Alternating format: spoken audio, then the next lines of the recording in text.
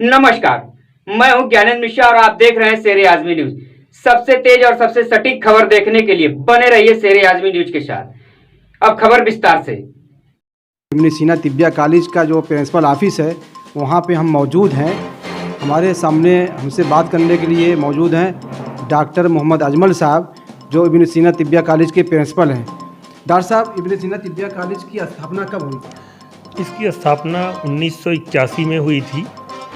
जब ये कायम हुआ था तब उस वक्त प्राइवेट तिब्बिया कॉलेज में, ये यूपी का पहला तिब्बिया कॉलेज था। तब उस वक्त डिप्लोमा की पढ़ाई हुआ करती थी, लेकिन ये सन 92 से लेकर 94 के बीच में ये कोशिशों से उस वक्त के जो मजलिस इंतज़ामिया के मैनेजमेंट के लोग थे, उनकी कोशिशों से ये डिग्री कॉलेज हो गया, यानी बैचलर ऑफ यूनानी मेडिसिन एंड सर्जरी की तालीम यहाँ शुरू हो गई। तब से मुसलसल लगातार कामयाबी के साथ यहाँ पे BUMS का कोर्स चल रहा है। और अब इधर आके जब गवर्नमेंट थोड़ा सा पारदर्शिता ला रही है और स्टैंडर्ड को और अच्छा कर रही है, तो अब नीट से एडमिशन शुरू हो गए हैं। पहले ये यूपी गवर्नमेंट से हुआ करते थे, तो अब थोड़ा सा हम इस वक्त जो है नीट के बच्चों के लिए कोशिश भी करते हैं कि बच्चे पास हों और नीट में क्वालिफाई हों और कॉलेजेस में ताकि एडमिशन हो। हालांकि थोड़ा अभी दिक्कत हो रही है, नीट के क्वालिफाइड बच्चे थोड़ा सा कम मिलते हैं, लेकिन इस सिलसिले में हम भी पूरी कोशिश कर रहे हैं, पूरी जागरूकता फैला रहे हैं, अवेयरनेस की अपनी एक चलाते हैं, हम मुहिम चलाते हैं और लोगों को बताते हैं कि ज़्यादा से ज़्यादा बच्चे +2 के बाद अपनी तैयारियां करके नीट में बैठें, ताकि बच्चे क्वालिफाई होकर आएँ और ये यूनानी कोर्स का हमारा जो कॉलेज है वो चलता रहे। आयुर्वेद, यूनानी, होम्योपैथ में अब नीट से ही एडमिशन हो रहे हैं।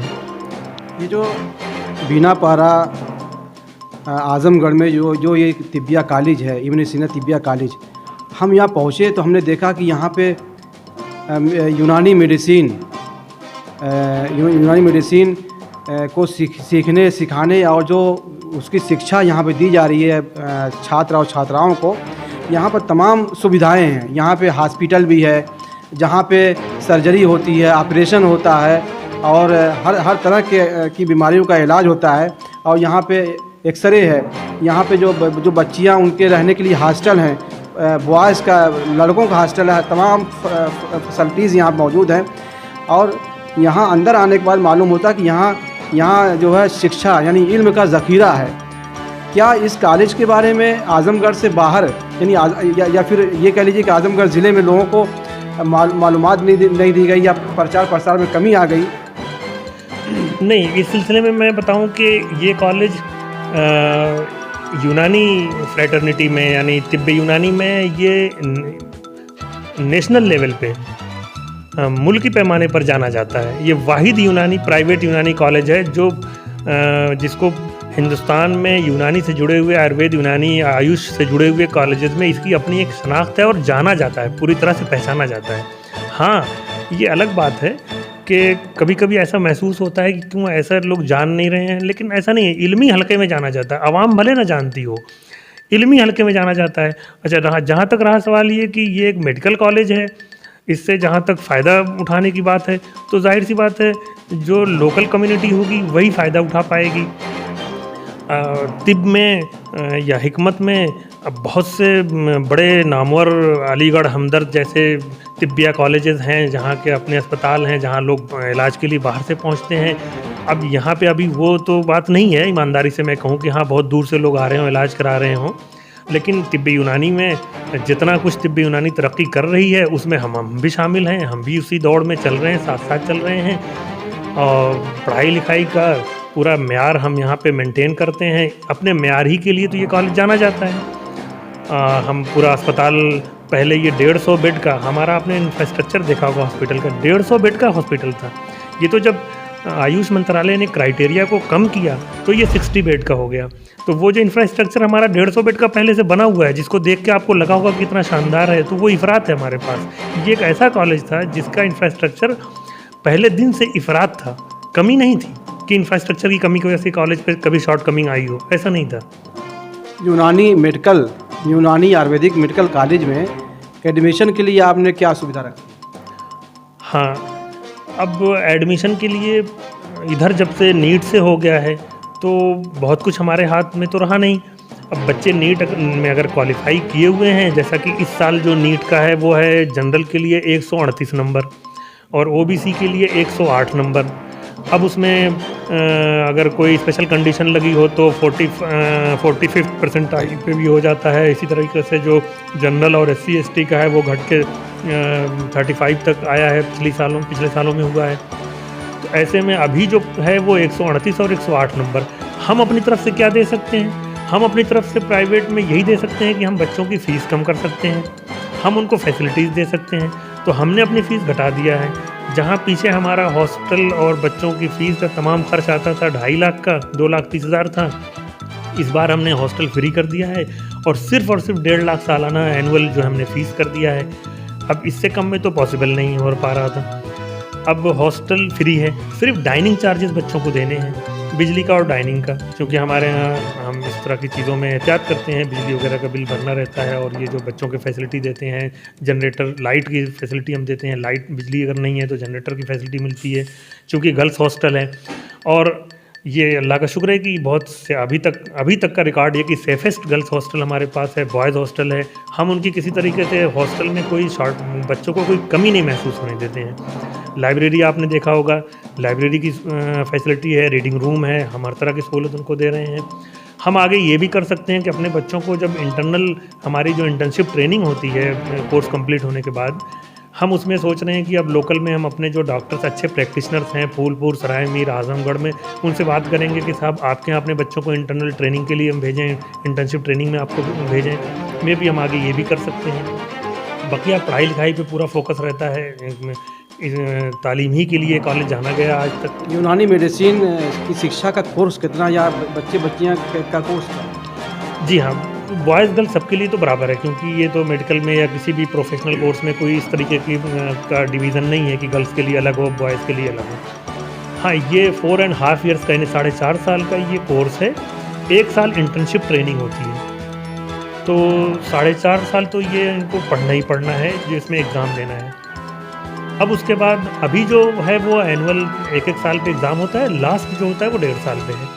1 साल की इंटर्नशिप ट्रेनिंग होती है, जिसमें 6 महीना इंटरनल होती है, 6 महीना एक्सटर्नल होती है। एक्सटर्नल की आप किसी गवर्नमेंट हॉस्पिटल में, ज़िला हॉस्पिटल में, जैसे ज़िला चिकित्सालय या लखनऊ बलरामपुर हॉस्पिटल मशहूर है, बच्चे वहाँ जाकर ट्रेनिंग करते हैं, वहाँ सीखते हैं। हमारे इस वक्त सारे बच्चे बलरामपुर हॉस्पिटल में, लखनऊ में। इस कॉलेज से पढ़े हुए, शिक्षा लिए हुए टॉपर बच्चे कितने होंगे जो यहाँ से फारिग हुए होंगे? नहीं, यहाँ के बच्चे अब तक प्राइवेट तिब्बिया कॉलेजेस में अब तक ये रिकॉर्ड रहा है कि यहाँ के कई बच्चे जो MD में आ रहे हैं। प्राइवेट तिब्बिया कॉलेजेस वगैरह में, प्राइवेट जो आयुष के कॉलेजेस होते हैं, उनके बारे में ये ऐसा समझा जाता है कि उनके बच्चे जो है PG नहीं कर पाते हैं। लेकिन हमारे यहाँ के PG देखिए, लखनऊ TT कॉलेज में हमारे यहाँ से पढ़े हुए हैं, वो वहाँ पे MS हैं, PG करके वहाँ पढ़ा रहे हैं, गवर्नमेंट कॉलेज में हैं। इसी तरीके से हमारे यहाँ के कई बच्चे जो PG करके इस वक्त अच्छी प्रैक्टिस कर रहे हैं या कहीं जॉब में हैं। तो हमारा म्यार फिर माशाल्लाह ठीक है और बहुत अच्छे बच्चे यहाँ से पढ़ के निकल रहे हैं। हमारा रिज़ल्ट भी अच्छा रहता है, हमारी रेपुटेशन यूनिवर्सिटी में भी अच्छी है कि नहीं, यहाँ पे पढ़ाई होती है। जो एग्ज़ामिनर्स आते हैं, गवर्नमेंट एग्ज़ामिनर्स जो आते हैं वो गवर्नमेंट के होते हैं। तो गवर्नमेंट के जो एग्ज़ामिनर्स होते हैं उनकी जो प्रतिक्रिया होती है, उनकी जो ऑब्जर्वेशन वो देते हैं, वो हमारे लिए खुराक का, ग़िज़ा का काम करती है कि हम मुतमईन होते हैं कि नहीं, हमारे बच्चों की हौसला अफजाई, तारीफ़ करके जाते हैं। यूनानी आयुर्वेदिक मेडिसिन के क्षेत्र में ये कॉलेज बहुत विकास कर रहा है। तो सरकार की तरफ से आपको कोई सुविधा या कोई मदद मिली आपको, या सरकार किसी तरह की रुकावट इसमें बनी है? नहीं, सरकार की तरफ से कोई रुकावट नहीं है, लेकिन कॉलेज एक स्ववित्त पोषित, यानी सेल्फ फाइनेंस कॉलेज चलाने का जो तरीका होता है, जो गवर्नमेंट के नॉर्म्स हैं, उस नॉर्म्स में हम फिट बैठ रहे हैं और हम उसी नॉर्म्स में चला रहे हैं, यानी स्ववित्त पोषित योजना के अंतर्गत, सेल्फ फाइनेंस के अंतर्गत। अब सरकार की ऐसी कोई योजना हो तो बिल्कुल हम भी चाहेंगे कि सरकार हमको भी ले अपने वित्तीय पोषण हमारा शुरू कर दे, हमको एड देना शुरू कर दे। लेकिन सरकार की जब ऐसी योजना आएगी तो हम भी कोशिश करेंगे। फ़िलहाल ये प्राइवेट कॉलेज है और सारे यहाँ पे जो हम अपने रिसोर्सेज से कॉलेज चलता है, सोसाइटी और बच्चों की फ़ीस, इन सब चीज़ों की सोसाइटी के अपने जो वो लोग देते हैं और जो बच्चों की फ़ीस होती है, इसी से कॉलेज चल रहा है। इसलिए ये फुल्ली प्राइवेट कॉलेज है। इसी वजह से थोड़ा हमको जद्दोजहद भी करनी पड़ती है, लेकिन हम उम्मीद करते हैं कि आगे भी हम अच्छा करेंगे और चलाएँगे इसको ठीक-ठाक। उन बच्चों के सरपरस्तों को, गार्जियन को आप क्या संदेश देना चाहते हैं कि यूनानी मेडिसिन के क्षेत्र में बच्चों को आना चाहिए और यहाँ से पढ़ लिख कर एक अच्छे डॉक्टर बनकर मानवता की सेवा करना चाहिए? हाँ, अब इस वक्त मैं समझता हूँ कि इधर काफ़ी दिनों से ऐसा हो रहा है, आपने भी देखा होगा कि आयुष सिस्टम पे काफ़ी फोकस हो रहा है। यानी हमारे यहाँ 2 तरह के चिकित्सा पद्धति चल रही है, एक मॉडर्न मेडिसिन के नाम से चल रही है, एक आयुष सिस्टम ऑफ मेडिसिन के नाम से चल रहा है। आयुष में आयुर्वेदा,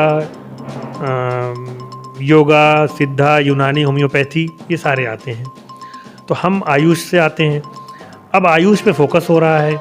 हमारी जो अपनी ट्रेडिशनल इलाज मुआलजे का जो रिवायती इलाज मुआलजे का तरीक़ा है, कदीम तरीक़ा था, उसमें तजदीद करके, रिनोवेट करके हम उसको नए फॉर्म में लाके हम अपनी ये जो दवाएं, हमारी जो हर्बल मेडिसिन है, उसको इम्प्रूव करके पोर्टेबल बनाकर उसको हम इस फॉर्म में लाते हैं ताकि लोगों के लिए इजी हो।